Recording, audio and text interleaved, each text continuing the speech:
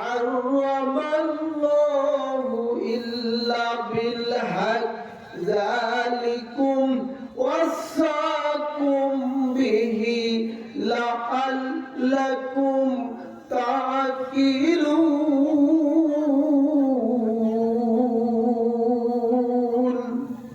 الحمد لله উপস্থিত বেদুয়া দক্ষিণ পাড়া আশাদিয়া হাফিজিয়া কওমি মাদ্রাসা কর্তৃক আয়োজিত ওয়াজ মাহফিল ও ইসারে সওয়াব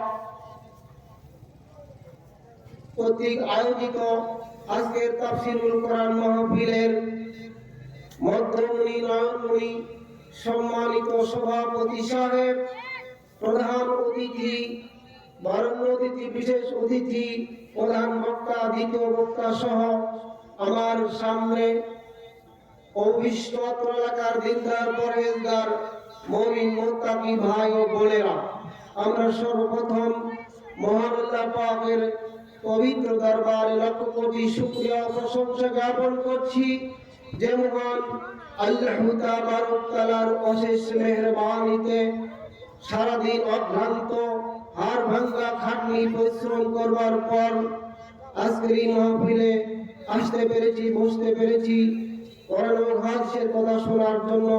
যে আল্লাহ জাল্লা শানুহু আমাদেরকে সুযোগ করে দিলেন, সেই মহান আল্লাহ পাকের পবিত্র দরবারে জানাই লক্ষ কোটি শুকরিয়া ও প্রশংসা। সকলে জবান খুলে অন্তরে অন্তঃস্থল থেকে বলুন আলহামদুলিল্লাহ। দরুদ ও সালাম বর্ষিত হোক মানবতার মুক্তির দূত, মানুষকে অন্ধকার থেকে আলোর দিকে নিয়ে আসার সুপথ প্রদর্শনকারী জনাবে নবী মুহাম্মদ রাসূলুল্লাহ সাল্লাল্লাহু আলাইহি সাল্লামের পবিত্র দরবারে লক্ষ কোটি দরুদ ও সালাম বর্ষিত হোক। সকলে মহব্বতের সাথে জবান খুলে বলুন সাল্লাল্লাহু আলাইহি ওয়াসাল্লাম।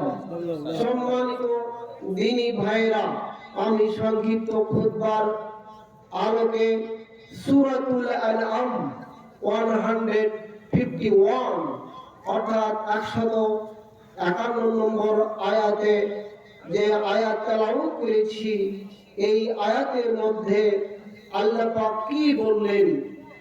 এই আয়াতের মধ্যে আল্লাহ পাক মানব জাতির ইহকালীন শান্তি, পরকালীন মুক্তির জন্য 5টি পরিপত্র তথা 5টি আইন বা 5টি দিক নির্দেশনা জারি করেছেন। বলুন তো কয়টি আইন? 5টি আইন জারি করেছেন। আমার ভাইরা, মহান আল্লাহ পাকের 1 নম্বর আইন হলো আল্লাহ তুশরিকু বিহি শাইআ। আল্লাহ বলেন, মাটির মানুষ, আদম সন্তান, তোমরা যদি ইহকালীন শান্তি, পরকালীন মুক্তি পেতে চাও, তাহলে তোমরা আমি আল্লাহ পাকের সাথে কাউকে শরীক করবে না বা কাউকে ভাগ বসাইবে না। ভাগ বসাইবে না অর্থ কি? বলে অনেক ভণ্ড পীরের মুরিদরা বলে যে আল্লাহ যা করে আমার পীর বাবাও তাই করে। বলুন নাউযুবিল্লাহ। আল্লাহ গায়েবী সংবাদ জানে, আমার বাবাজিও গায়েবী সংবাদ জানে। বলুন নাউযুবিল্লাহ। আমার ভাইরা, সূরাতুল কাহফে আল্লাহ পাক ওয়াজ করছেন এ ব্যাপারে, ফামান কানা ইয়ারজু লিকা রাব্বিহি ফালইআমাল আমালান সালিহান ওয়া লা ইউশরিক বিইবাদাতি রাব্বিহি আহাদা।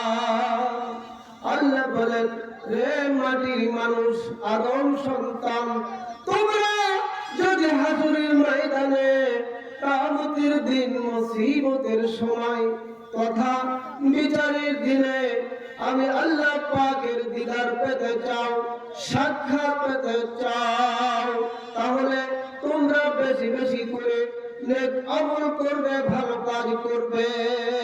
আর খবরদার খবরদার, আমি আল্লাহ পাকের সাথে তথা আমার জাতের সাথে, আমার গুণাবলীর সাথে, আমার ক্ষমতার সাথে, আমার ইবাদতের সাথে তোমরা কখনো শরীক করবে না বা কাউকে ভাগ বসাইবে না।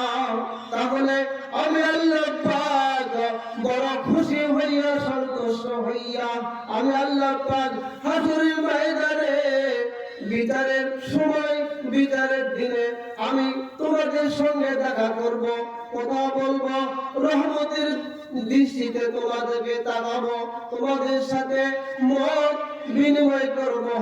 আমি আল্লাহ পাক বড় খুশি হইয়া, সন্তুষ্ট হইয়া তোমাদেরকে জান্নাতুল ফিরদাউস তথা 5 রাত বেহেশতে ঢুকাইব। বলুন আলহামদুলিল্লাহ। ভাইরা আমার, এই ব্যাপারে আল্লাহ পাক সূরাতুল মাইদা 72 তথা 72 নম্বর আয়াত আল্লাহ পাক বলেন, ইন্নাহু মাইয়ুশরিক বিল্লাহি ফাকাদ হারামাল্লাহু আলাইহিল জান্নাতা ওয়া মাওয়াহুন নারু ওয়া মা লিয-যালিমিনা মিন আনসার। তথা আল্লাহ পাক বলেন, যে বা যারা আমি আল্লাহ পাকের সাথে শরীক করবে, আমার সাথে ভাগ বসাইবে, আমি আল্লাহ পাক তার জন্য 8টি জান্নাত হারাম করে দেই, এবং তার জন্য জাহান্নামের আগুন ওয়াজিব হয়ে যায়। ওমা লিয-যালিমিনা মিন আনসার। আর এই বিপদের সময় তাদেরকে কোনো প্রকার সাহায্যকারী থাকবে না। বলুন নাউযুবিল্লাহ। কি বুঝলেন? বলুন।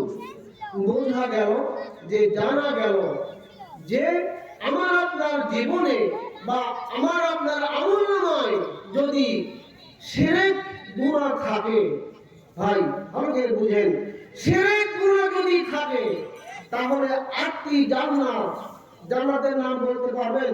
জানলে বলবেন, না জানলে নাই। জান্নাতুল আদ, জান্নাতুল খুলদ, দারুস সালাম, দারুল কারার, দারুল মাকাম, জান্নাতুল ফিরদাউস, জান্নাতুন নাঈম। 8টি জান্নাত আল্লাহ পাক ওই মুত্তাকিদের জন্য নির্ধারণ করে রেখেছেন। কিন্তু যদি শিরক গুনাহ থাকে আমার আপনার আমলনামায়, আমার আপনার জীবনে, এই 8টি জান্নাতের 1টি জান্নাতও আমার আপনাদের ওপারে জুটবে না। ভাই বলুন নাউযুবিল্লাহ। যদি শিরক গুনাহ যদি না থাকে, ইবাদতের মধ্যে হয়তো কিছু ভুল ত্রুটি থাকতে পারে, আল্লাহ পাক তা ক্ষমা করে দিয়ে 8টি জান্নাতের 1টি জান্নাত আল্লাহ পাক দিয়ে দেবেন। বলুন আলহামদুলিল্লাহ। সুতরাং আসুন, শিরক গুনাহ কি?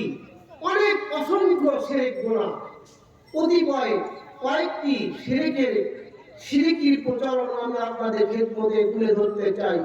যেমন কোন মাসকে, কোন দিনকে, কোন রাতকে, কোন জীবজন্তুর আওয়াজ, গঠন, ভঙ্গিকে অশুভ, অকল্যাণ মনে করা, এগুলো সবই শিরক। সম্মানিত দ্বীনি ভাইরা, এমনি ভাবে নিজের ভবিষ্যৎ জেনে নেওয়ার জন্য কোন বড় ঠাকুরের কাছে হাত দেখানো, বাবা দেখো তো আমার ভাগ্যে কি লিখতেছে, এগুলো শিরক। এমনি ভাবে কোন মাজারে গিয়ে, কোন বাবার দরবারে গিয়ে মাল, ধন সম্পদ চাওয়া, ছেলে চাওয়া, মেয়ে চাওয়া, বাবা দে, দে বাবা দে, এগুলো সবই শিরক। ভণ্ড পীরের মুরিদ হয়া নামাজ পড়ে না, ভণ্ড পীরের মুরিদ হয়া নামাজ পড়ে না, মাজারে মাজারে গিয়ে সিজদা দিও না। এক আল্লাহকে সিজদা করো, তার হুকুম পালন করো। মামার পায়ে সিজদা দিলে ঈমান থাকে না, মাজারে মাজারে গিয়ে সিজদা দিও না। কেউ যায় বাবার দরবারেতে বড় লোক হওয়ার নিয়তে, বড় ছোটকে করিবে তাকে চিল্লা না, মাজারে মাজারে গিয়ে সিজদা দিও না। কেউ যায় বাবার দরবারেতে ছেলে মেয়ে পাওয়ার নিয়তে, ছেলে মেয়েকে দেবে তাকে চিল্লা না, মাজারে মাজারে গিয়ে সিজদা দিও না। সুতরাং আল্লাহ পাক আমাদেরকে সকলকে শিরক মুক্ত ইবাদত করবার তৌফিক দিন। বলুন আল্লাহুম্মা আমিন। আমার ভাইরা, আমাদের প্রতি প্রেম ভালোবাসা মহব্বতের উপর ওয়াজ শুনছিলেন বিশ্ব নবীর কথা।